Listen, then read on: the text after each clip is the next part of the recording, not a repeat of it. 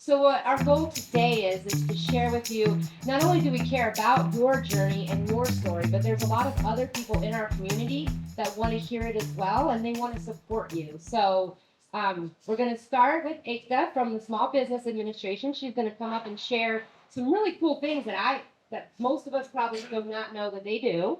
And then we're going to have a panel with some of our local resources and experts that help champion small businesses. So that is our day today. We're going to get you all excited to be an entrepreneur. And then there is a lunch at Catalyst Campus from 11:30 to 1. Marketing panel as well, part of Small Business Week. Many of you got a coupon last week. If you have not registered, just come see me and I will help you. If not, they know that if you bring the little coupon and show it to them, they're going to work with you. So, okay. Awesome. Without further ado, we'll bring up Miss. I don't want to do the same.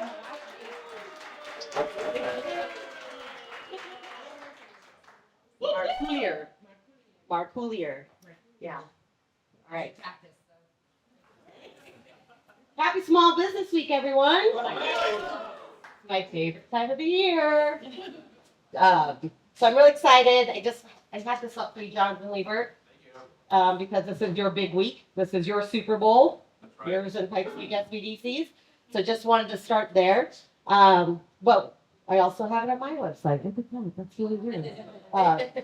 So hi everyone. I'm really excited to be here today. I've been coming to 1 million cups for how many years has this been going on? Like 12 years. So I think I've been coming for 12 years, off and on for 12 years. So, but 10 September will be 10 years. I was an organizer after James Proby, and I lasted 6 months. I just want to tell everyone who's an organizer now, thank you for your hard work, because it's a lot of work to do this day in and day out. So thank you. Yeah, I couldn't cut it, so I quit. Quit when you can't do it. Next best come in. But my name is Ekta Marcoulier. I'm the regional administrator for the U.S. Small Business Administration. I've been in this position for 2 years. I know many of you from my time at the Small Business Development Center. I ran that for a decade, literally 10 years.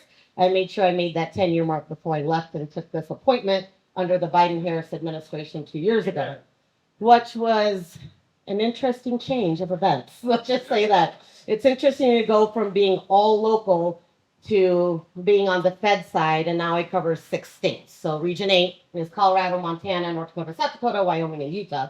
Did I leave any of them out? I don't know. It's a test every time I do that. But one of the things I was telling Coral why I wanted to do this today is when I was at the SBDC, I only knew about a little bit of what the SBA did. And I hate saying that out loud because I told the SBA, I'm like, I have a very small learning curve. But in fact, I had a very large learning curve when I went there, when I started there, because the Small Business Administration is the only funded federal agency in the United States that only focuses on small business. So you have the USDA, you have Health and Human Services, you have all these other agencies that may touch on small business. Actually, USDA does a really good job, but that's not their sole purpose, right? But the SBA only focuses on small business, and there's so many programs at the SBA that I wanted to tell you about because, again, as I said, when I was on the Small Business Development Center side, I really wish I paid more attention to all the programs that the SBA has and all the support that it provides to our communities. So I did not prepare a presentation, which is surprising, but I have been on the road a bit. I just came back from Rapid City, South Dakota last night. I'm here today. I go to Denver all day tomorrow and then Billings, Montana on Friday because our administrator is going to be with us for those days. So the administrator, which I think is really cool, the administrator Isabel Casillas Guzman. She's the highest ranking Latina in the cabinet of the president. I think that's good. So what I wanted to show you quickly is that, okay, so here's a question. How many of you know who the SBA is? Okay, that's a good amount. Why don't you shoot out at me, yell out, like, shout out, do quietly, whatever you want to do. What do you think the SBA does? From what I understand, they provide funding for small businesses. Mhm. Support, I guess. Very good. Funding and support, Education. education, Contract. contract. I don't know, but you kind of already know about all this.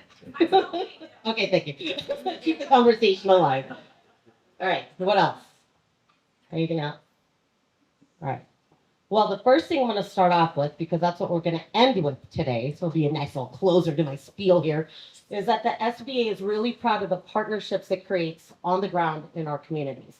So the SBA funds the Small Business Development Centers, the Veterans Business Outreach Center, hey Kia, right there behind you. We fund women's business centers and SCORE mentor programs. So if any of you are consultants for any of those, can you please raise your hand? Well, we got a couple, so that's good. We will get more of you back out there. So that's the first thing. The SBA has a lot of really cool programs I'm going to go through really quick, but it is our resource partners on the ground that actually implement those day in and day out and ensure that you have access to the programs, but also add to a lot of what does our community need now, and then they have the ability to create, whereas I am in a box. And I don't get to create as much, it drives me crazy. But that's why I like am on a million committees and boards here in town still. But the SBA does fund those programs. But what I'm going to show you, are we up here? Yep. Is first off, federal contracting. How many contractors do we have in here that do local, state, or federal contracting? Okay. Well, the one thing I want to say is that that is an amazing opportunity to grow your business. It may seem scary, but it is not. There are so many options, local, state, and federally, to support you. The SBA provides the certifications for federal contracting specifically. So women-owned small business, hub zone certifications, 8A certifications, disadvantaged businesses, and the veteran small business certification as well. So so if you just click on the website, there's actually a lot of really great resources. This is the whole thing about today. It's about resources. So you can look here and say, what do I need to do to get started with federal contracting? And it has a lot of step-by-step information, what you need to do. But as we go into the panel later, you're going to find out about the partners who can hold your hand while you do this as well. So that's super cool. The other thing I wanted to show you is, as someone mentioned here, we have a lot of funding programs. A lot of people know us for 7A and 504, small business lending programs. If you have questions about this, I'm going to send you to Colorado Enterprise Fund, who's here, because they are the experts on lending. I am not. There's a lot of questions about lending that they will be able to answer you. They've both been doing it for a long time. But with the lending programs, we have what I wanted to mention on that too is we did a big expansion on our lending programs in the last couple of years to make sure we are meeting our business owners where they are. The problem was that there's a lot of our communities that don't have access or bank to banks or have relationships with banks.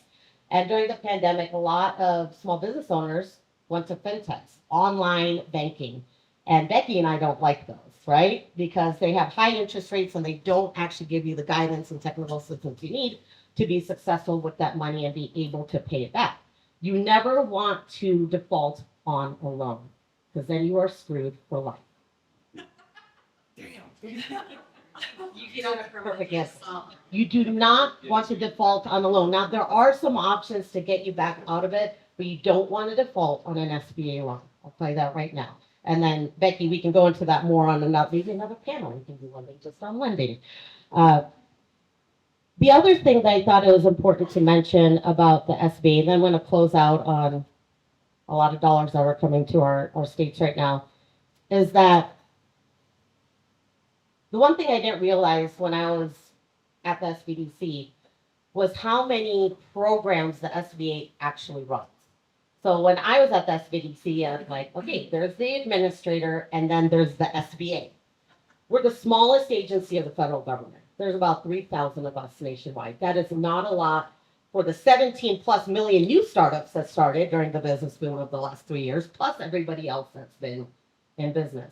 It's just not enough people. But we do what we do and we do it well. But under the SBA, I'm going to describe it in like pillars, and it's not on the website, so bear with me. For those of you who know the SBDC and SCORE and Women's Business Centers, that falls under Office of Entrepreneurial Development. So OED, lots of acronyms. They're specifically in charge with ensuring that those programs on the ground are doing their job and being compliant with their grants and ensuring they're pushing the programs that they should. Also under Office of Entrepreneurial Development is the cyber program. So how many of you know that the SBDC here got a $1 million grant to run cyber? Oh, that is fantastic that some of you know that. So they won a $1 million grant with Office of Economic Development, and UCCS, Spectrum Bliss, was an amazing partner in getting that done to run cybersecurity. Guess where that comes out of? Office of Entrepreneurial Development. So that program specifically works with entrepreneurial development programs.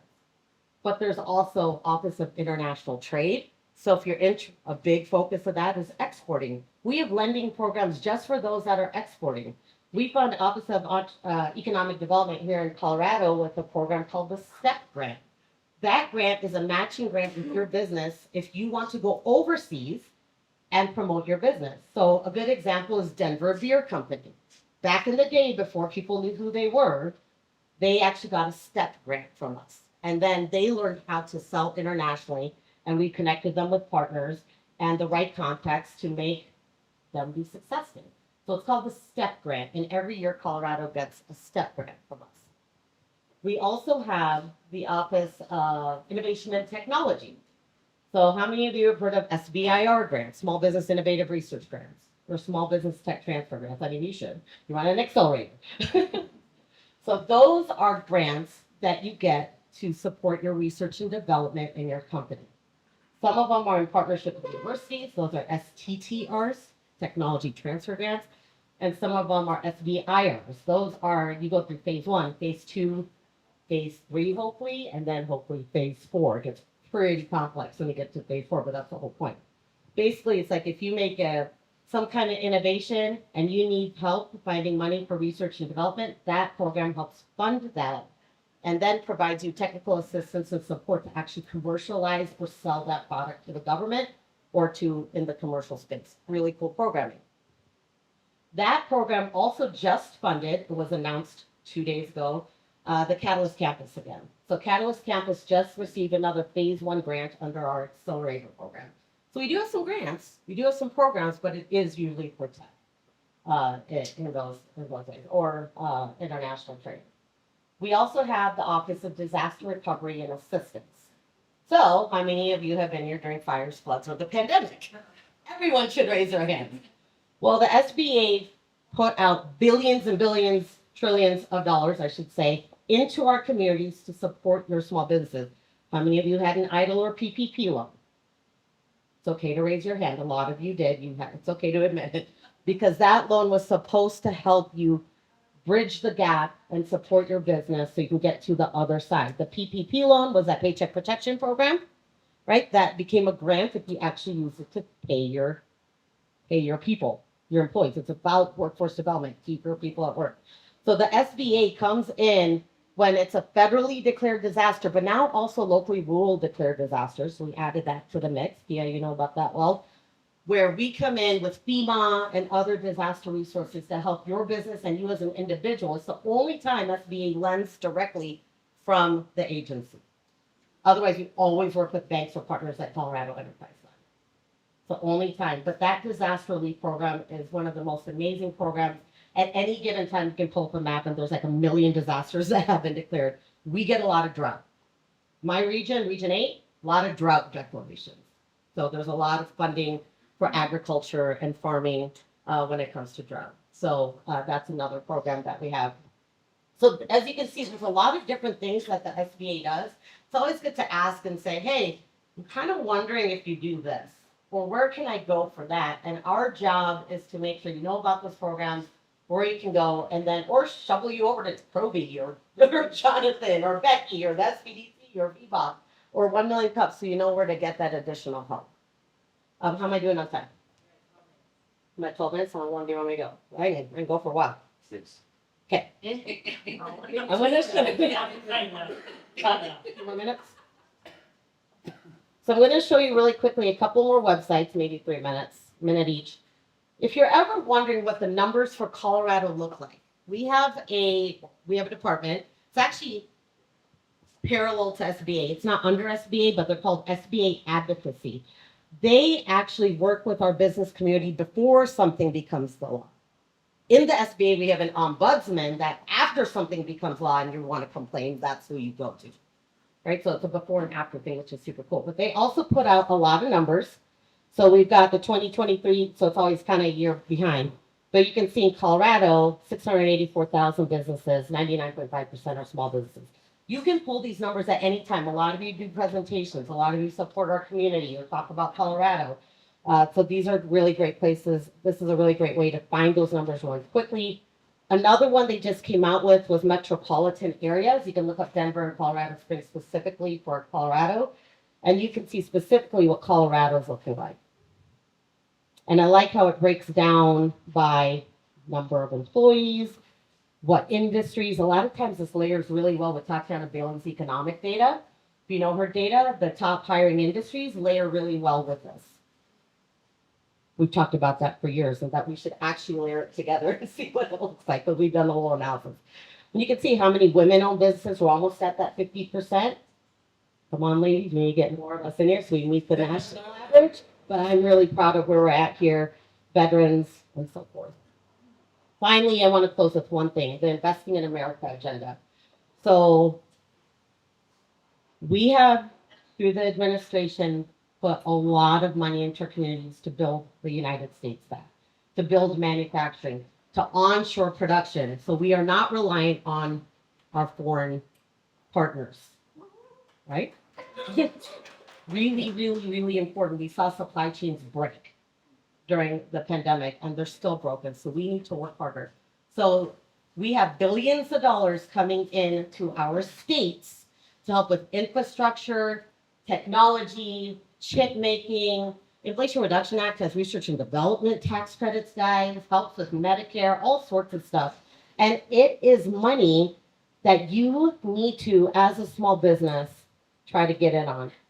So this map will show you that for Colorado, there's a lot of money. So on the public investment side, $7 billion has come to Colorado. And they were 2 years in, and it's getting to the subcontract level right now. So it's really important that you start looking at those. There's energy tax rebates and credits for HVAC companies, for people building apartment units, for people looking to reinvest in their own homes. There's a lot of money that's free. So I want you to know about that. We created a hub on the SBA site at sba.gov/IIA hub. You can find all this information in one place. We are not the experts on all of it, but we wanted to make sure we provided that resource to you as a business so that you can find these opportunities. Very rarely we can say, hey, we're getting you money back. We love, like, the government loves taking your money, right? Yeah. Let's be honest. So in this way, we are making sure that you get money back in your hands and you have opportunities to grow your business. And what's great now is that I'm going to end because it's a great segue into saying, I would say just put it on the small business.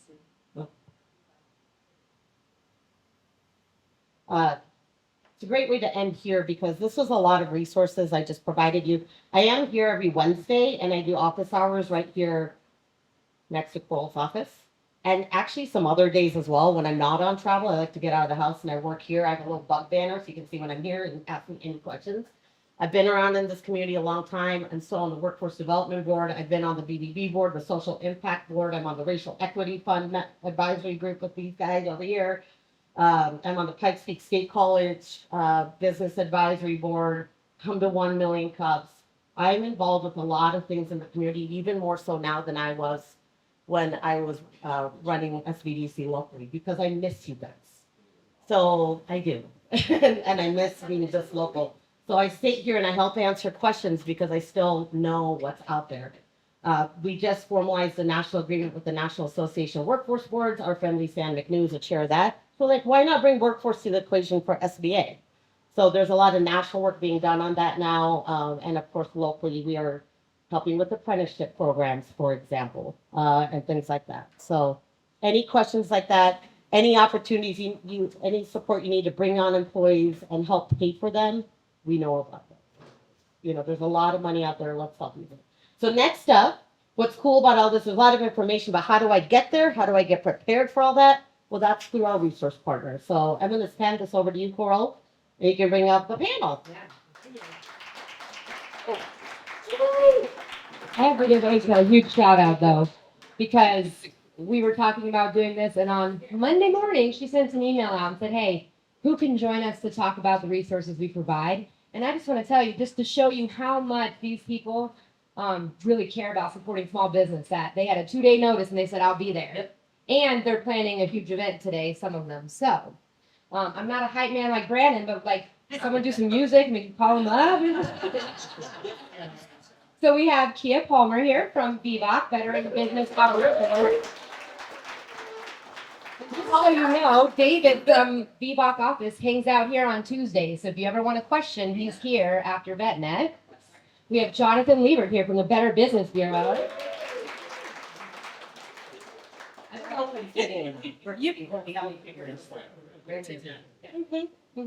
We have Sam Arnold, and he is here representing the City of Colorado Springs Economic Development Team.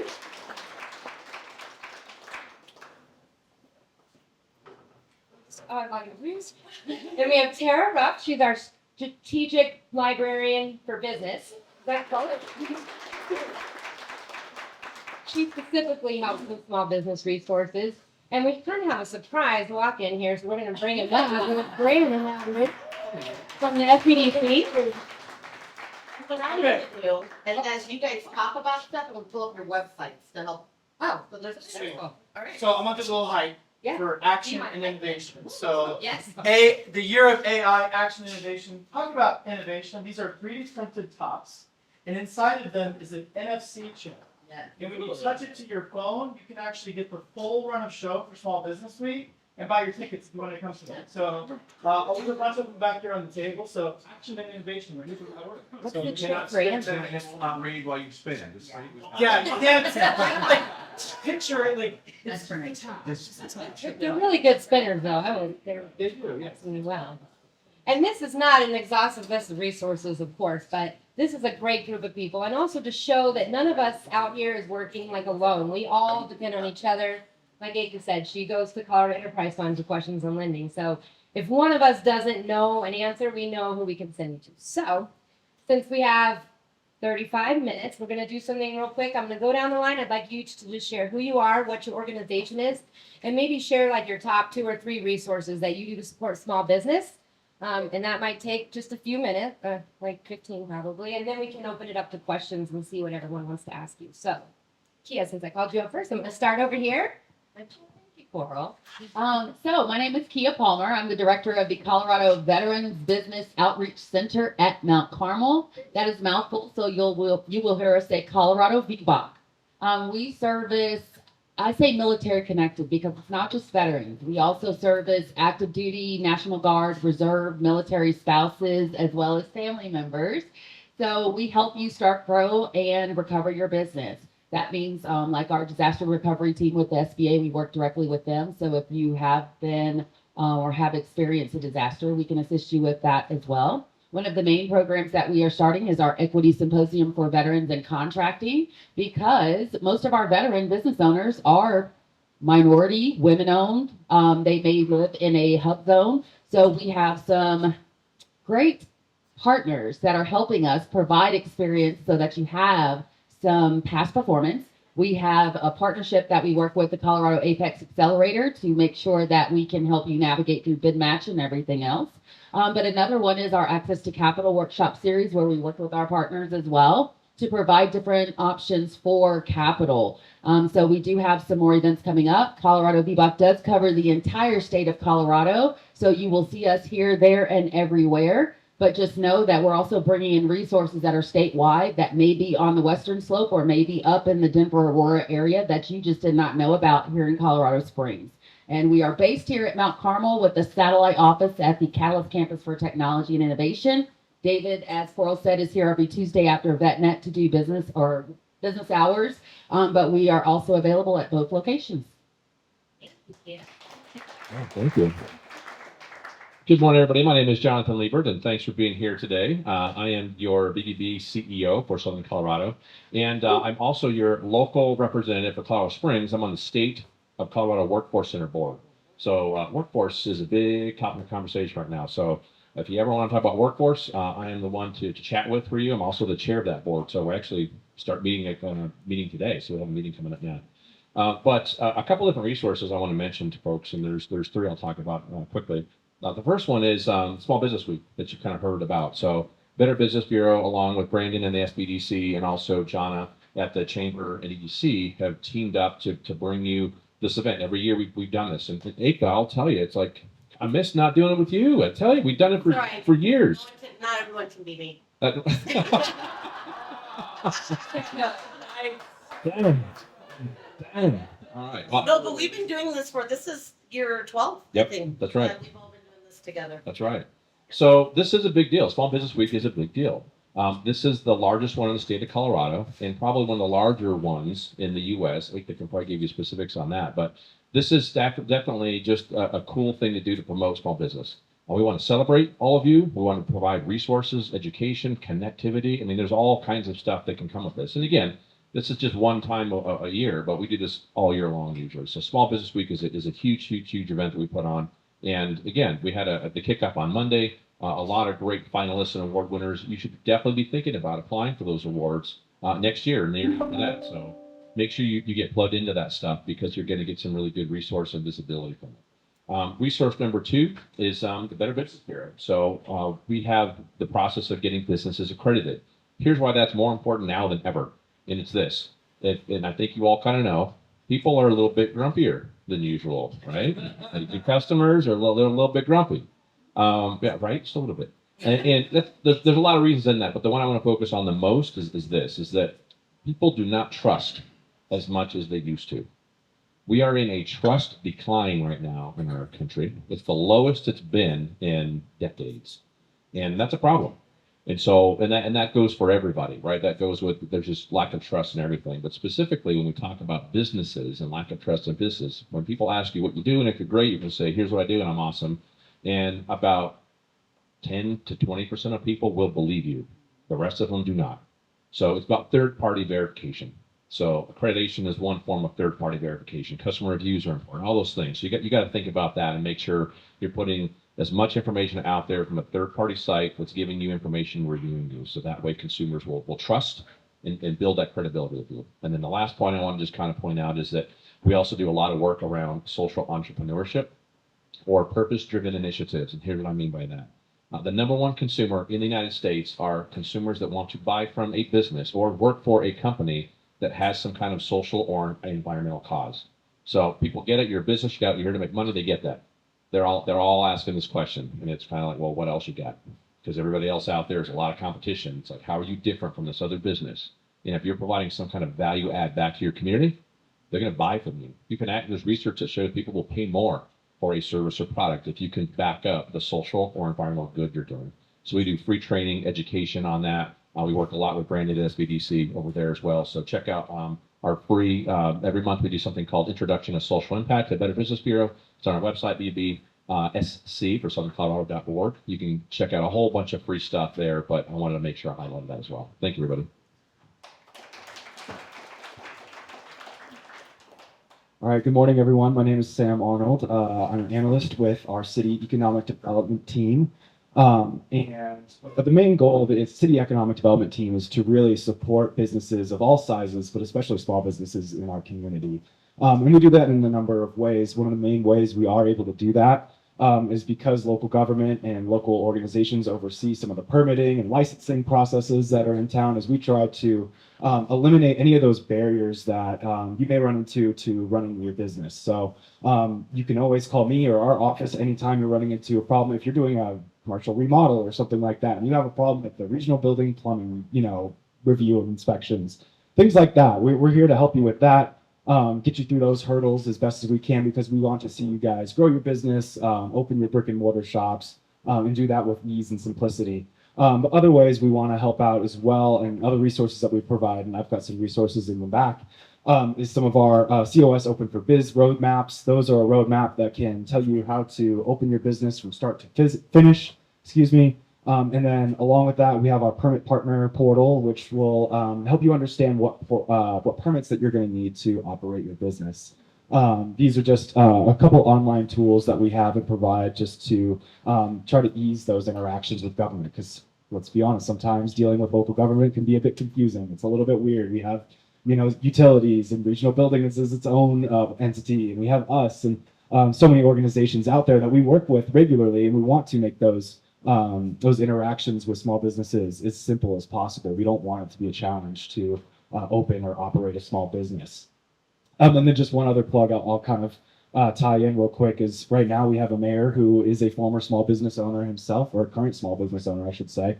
And so that experience that he brings to the mayoral office has been really, really beneficial, I think. And we're already thinking of new programs that we're going to be launching for small businesses and new things that we're going to be doing. And just having somebody at the very top level of our organization with that knowledge and experience has been really, really helpful. And he's kind of already enabling our office to do more things. We're going to be hiring a small business development administrator. Hopefully by the end of this week, I think we'll have somebody hired. So we're really looking forward to getting out in the community even more than we already are. So those are some things. I'll get into more of that later, but I'll turn it to you, Tara.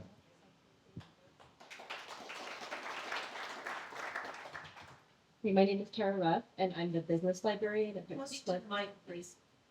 My name is Tara Ruff. I'm the business librarian at Pikes Peak Library District, and I offer a lot of support for small business owners and people who are starting small businesses.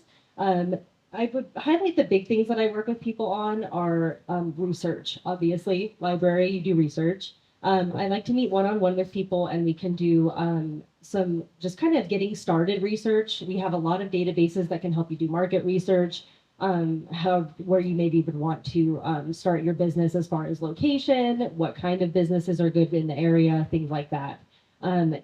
As far as other types of stuff that we provide, we have maker spaces that are good for prototypes. We have green screens. We have cameras and all kinds of cool things that you can rent. I see people have used those. Well, I always tell people, don't pay for stuff until you have to. We have a ton of stuff that you can use for free. When you're just getting started and maybe money's a little bit tighter, you can come use our cameras, you can come use our green screens, you can use our studios, and maybe you like them enough, you just keep using them. We also have meeting rooms if you need space to actually conduct your business and you don't have a physical space for your business just yet. You don't have to pay to use those. We have gigantic meeting rooms and all the way down to just small 2-person meeting rooms all throughout the district. And then we also have just kind of basic running your business stuff day to day, computer lab, printers, fax machines. People still have to fax stuff, which I know sounds wild, but we have people coming in all the time that need to fax. So we have those at most of our locations as well. As far as meeting with me, I meet people wherever they need to meet. I'm willing to go as far as any of the district branches, but also if maybe meeting at a branch isn't convenient for you, I'm happy to meet anywhere, basically. My office is at Penrose downtown, but I go wherever I'm needed. So if you want to meet with me, you can find my information on ppld.org/business resources, or I'll leave some business cards over there. But I'm happy to meet with people, like I said, anywhere. I also do Zoom meetings as well.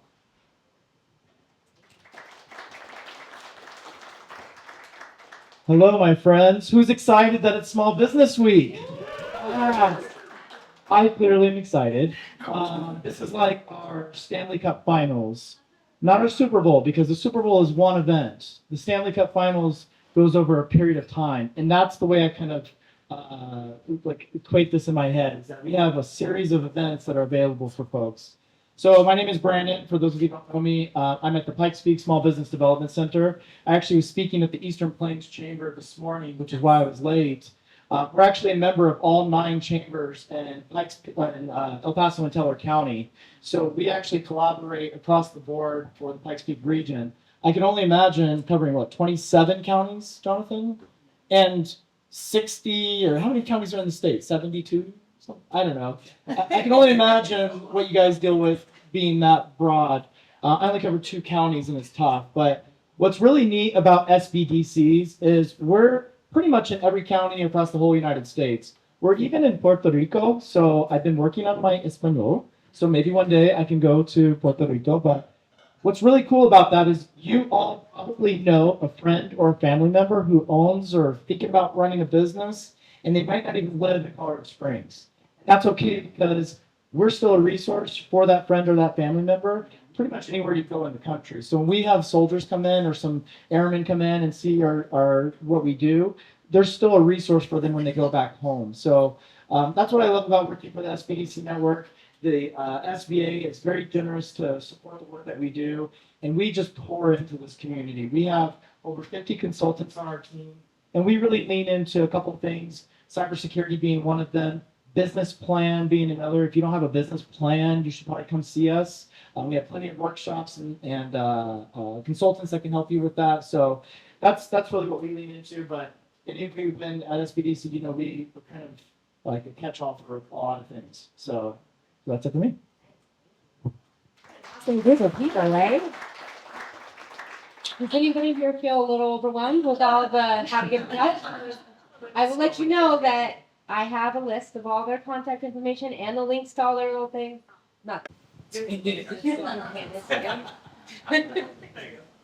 What is your definition of a small business? What's the definition? The federal definition is what? Less than 500 employees? It's kind, right? So we operate under the 500 employees or less rule.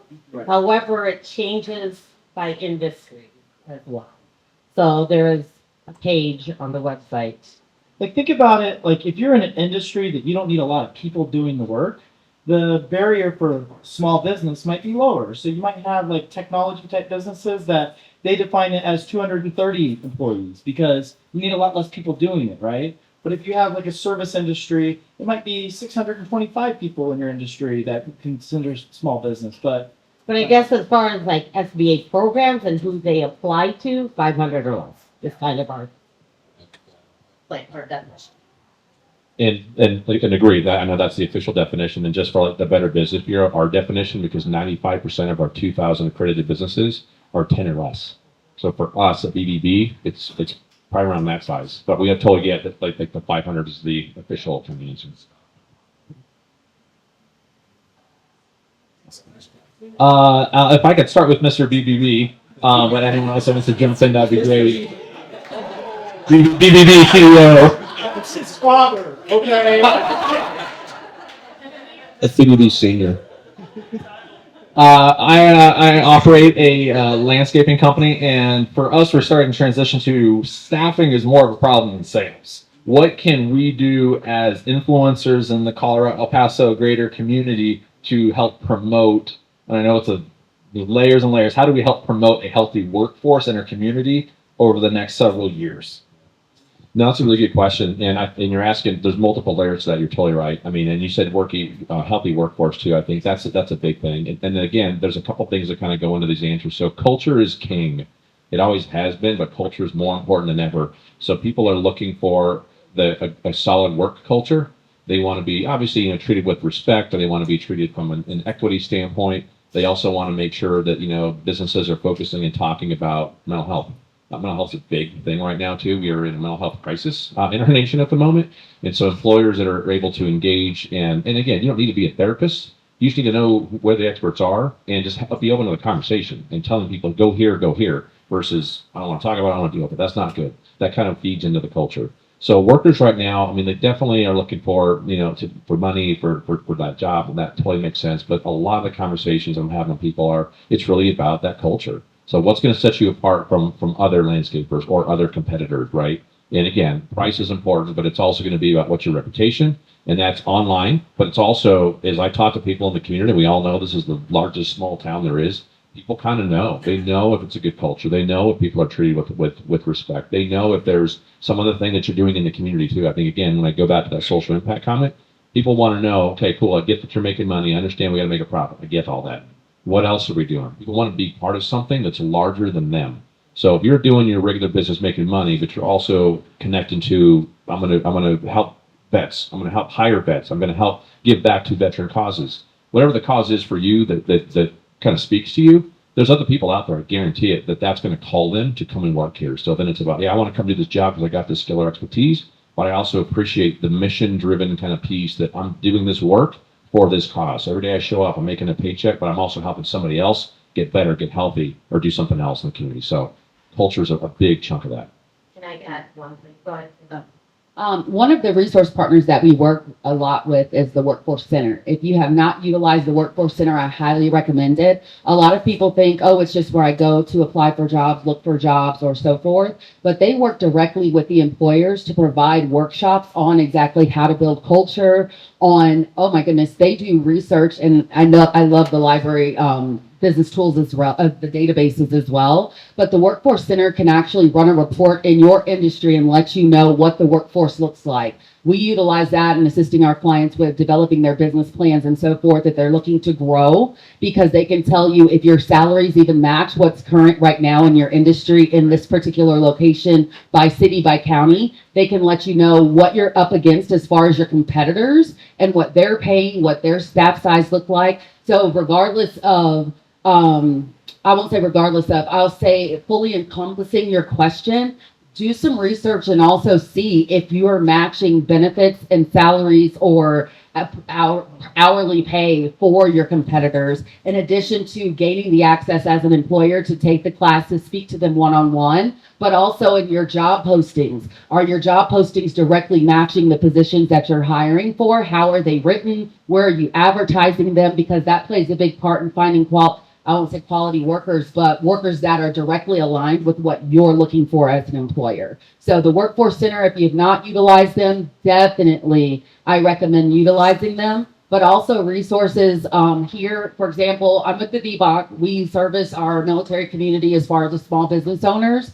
But there's also opportunities within that extend to family members. So for example, and Brandon, I think for mentioning that, Governor Polis just signed a law, and and I'm going to misquote this, I hope I don't say it too horribly, but Governor Polis just signed a law into effect about a week and a half, maybe 2 weeks ago, which is basically think of a licensure portability act. So when family, military spouses or so forth move here, they can get an endorsement from the state they're currently licensed in, if they're like a nurse or a teacher, and they can move here and have, like I said, some portability, an endorsement from the prior state. And like I said, I'm still learning from Blair, who's with our transition and employment team, exactly what the wording is and the timeline, so we can let our military spouses know. But creating a package for your staff is ultimately what I'm getting to, that encourages or includes and is inclusive of their entire family. Like, how can their kids benefit? Like, being able to provide resources to your team that can help them blend into the community better, and you see them as a human being, not just a worker. If that makes sense. The person to contact at the Workforce Center as a business is Erica Romero. She heads the business relations team up. She is all our girl, isn't she? Like, she knows her stuff. She really shined during the pandemic when businesses really needed workforce support. But she will help you find out what are the latest opportunities on grants to bring people in, maybe as an apprentice, or she'll help you through that program, or maybe bring people in. You get like a 6-month period to test them out under workforce development grant funds at times, depending on what's available. Again, she knows the latest and greatest. But there's a lot of opportunities with them, and as Kia said, the purpose of that group is to build your talent pipeline and help you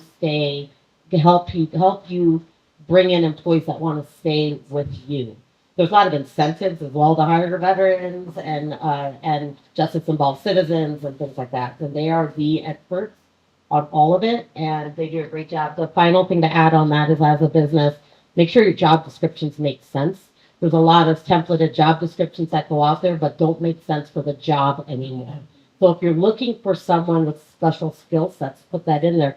You don't need to say you need to lift 50 pounds if they don't need to lift 50 pounds, right? There's a lot of job descriptions that need to be reworked so you get the right people in based on like what people are looking for now. Culture is different. Culture is a thing. You need to portray that through how you promote your company when you're hiring. You can also do hiring events with them. And you can do hiring events with them. My husband actually was hired at the landscaping firm he's worked at for a long time now through a veterans hiring event.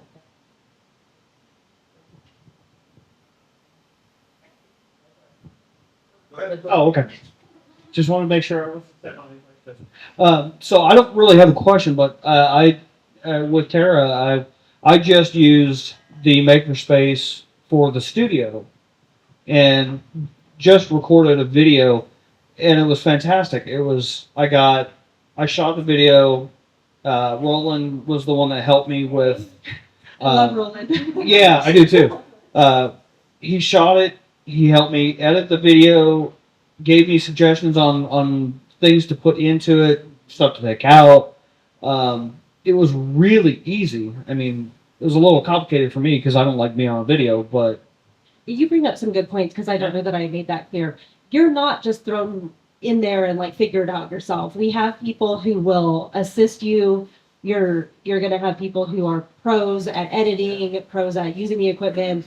You can check stuff out and take it with you, and if you know what you're doing, you're absolutely welcome. If you are not comfortable, you can come in and you will have people holding your hands and making sure that you feel comfortable with your end product. So I appreciate that you brought that up because I think some people maybe are nervous because with most stuff you use with the library, you take it home, you're on your own.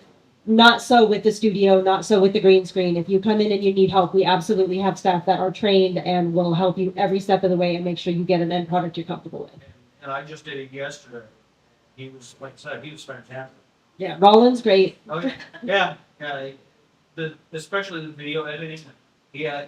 When I had initially done the video, he goes, well, have you had any experience doing editing? I'm like, do I look like I've had experience doing editing? He said, look, it's just really easy. I'll walk you right through it. We'll go through all of the information you need.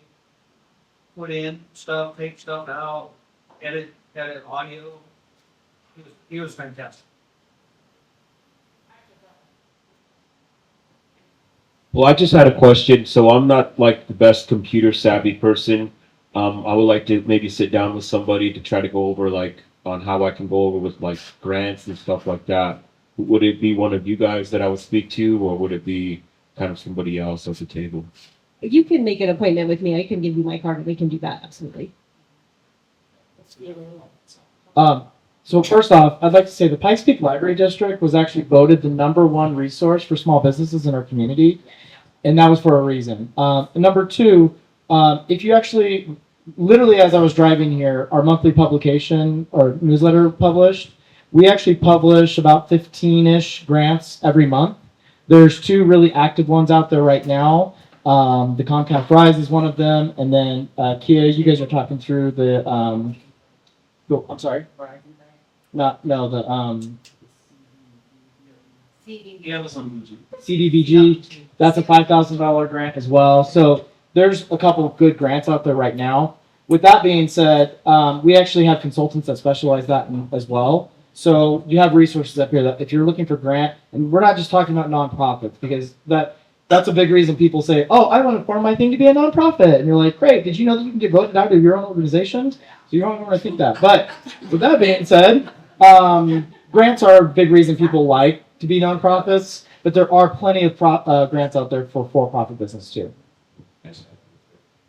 So yes, thank you for the nonprofit comment. I'm also known as the nonprofit guy that before you're going to start a nonprofit, come talk to me. I'm on the board for that as well. And yeah, there's a lot of stuff you need to know. That's just one of like 6 things I need to tell you.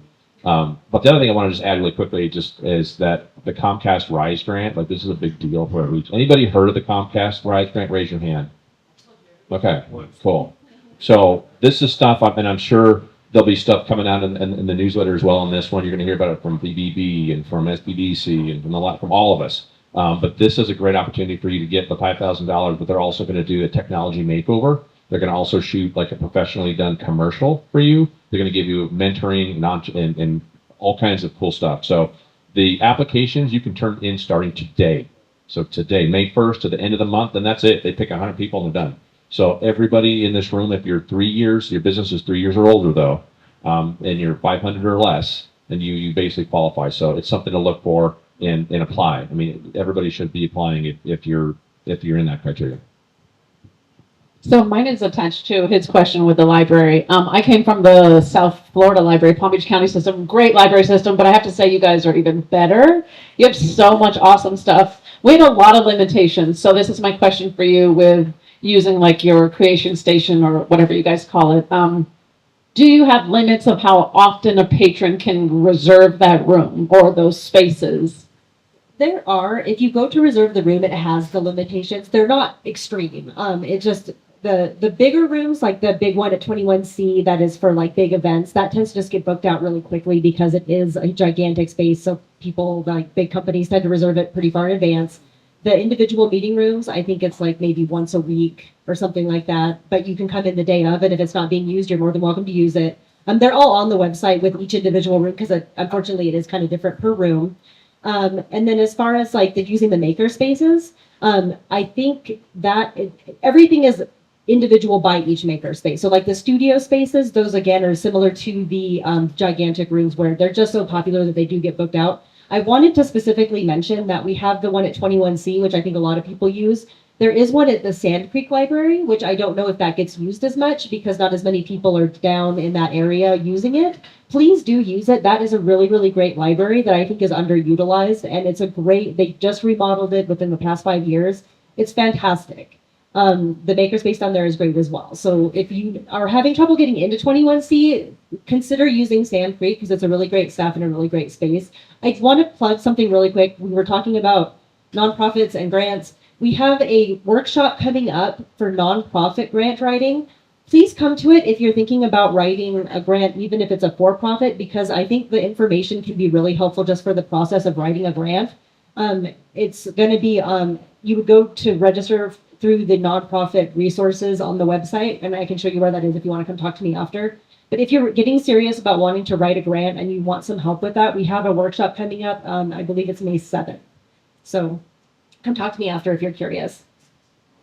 Unfortunately, we don't have any more questions. We're out of time. No, this is great. Thank you all so much. Like I said, I'll get you the contact information for all these wonderful people.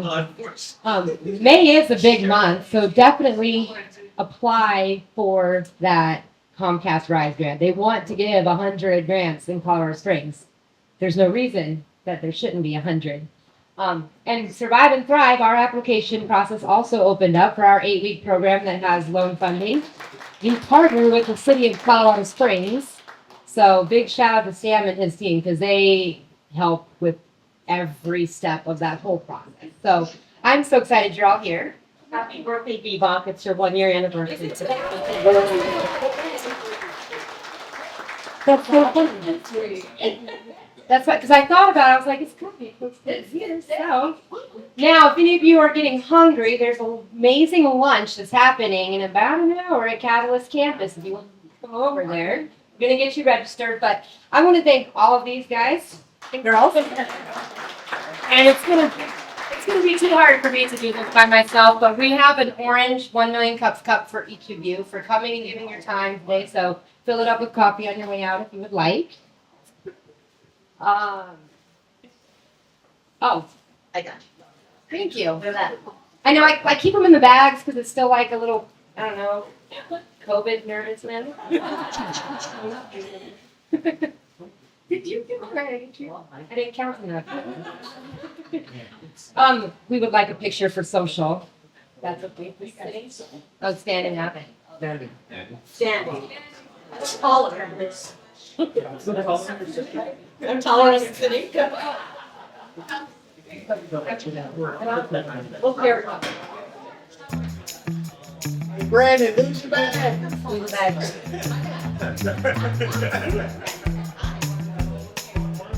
bag. Matches your fine. It's like